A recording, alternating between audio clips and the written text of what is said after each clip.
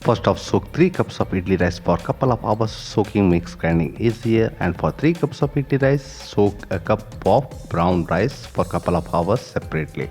After a couple of hours of soaking, transfer the brown rice into a blended jar like this. After draining its water out, you can also use white brown rice for this preparation.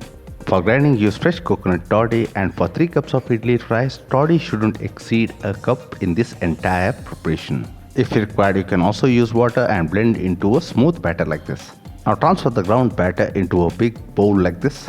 Into the same blended jar goes soaked idli rice after draining its water out.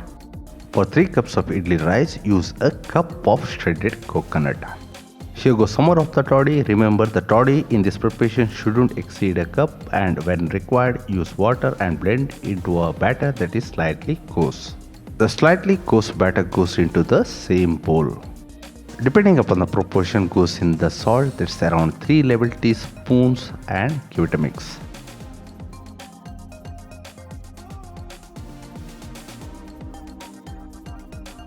Now gauge the consistency of the batter. It should be slightly thinner than idli batter.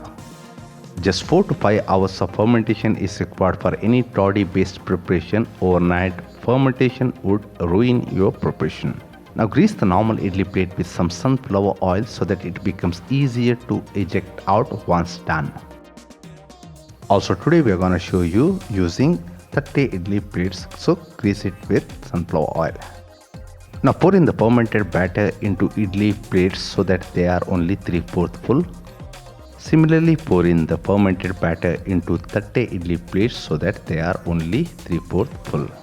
We have let some water to boil in a pressure cooker, and when the steam has started forming, place the 30 idli plate. Now place the lid, and instead of plates, use a tumbler or steel cup like this. Now steam for 30 minutes, and when the steam has started forming in a steamer, place the idli plates with the batter. Now put the lid on and steam for 30 minutes. After 30 minutes of steaming, take the tumbler out of the pressure cooker. Similarly, after 30 minutes, you can take the lid off of steamer and see how well it's cooked and also risen in volume. And the one in the pressure cooker is also well cooked. Soak dosa rice in water for a couple of hours, and after a couple of hours of soaking, goes the dosa rice into a blender jar like this after draining its water out.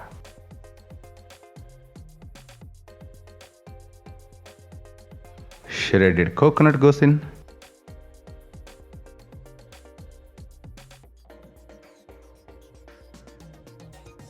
Some toddy goes in for the grinding. By using water as required for blending, blend into a smooth batter like this.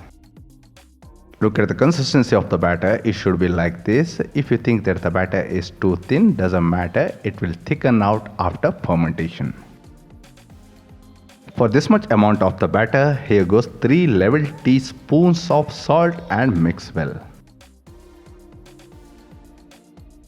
The batter with toddy doesn't take too much time for fermentation. In around 3 hours, it gets fermented. Now heat up the kadai meant for making aapam for 5 minutes on lowest possible flame or on sim. Check whether the pan is hot enough for making aapam. Now pour in the little full of the aapam batter and little more.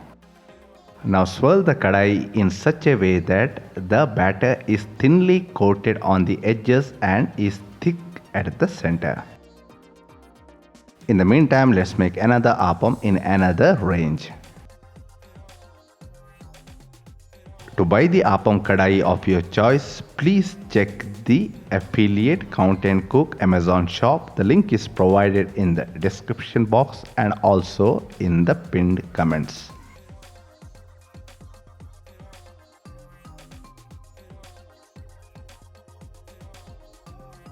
To make aapam cook uniformly and faster, cover the kadai with the lid.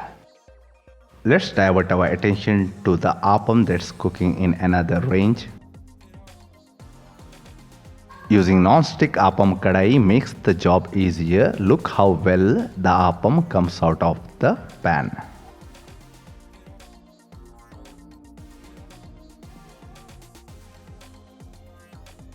Just look how well the appam looks. Doesn't it look like the appam that we get in Appam Kadai restaurant, which is very popular in Chennai?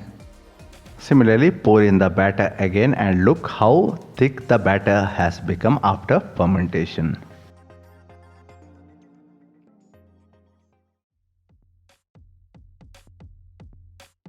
Let's check out on another appam that's cooking in another range. Before we take the appam out, it is very imperative to cook the appam covered, so cover it with the lid. Look at the texture of the appam. It is crispy on the lower side and the pores on the appam shows how well the batter is fermented. Now repeat the process in making remaining appam or appadoses.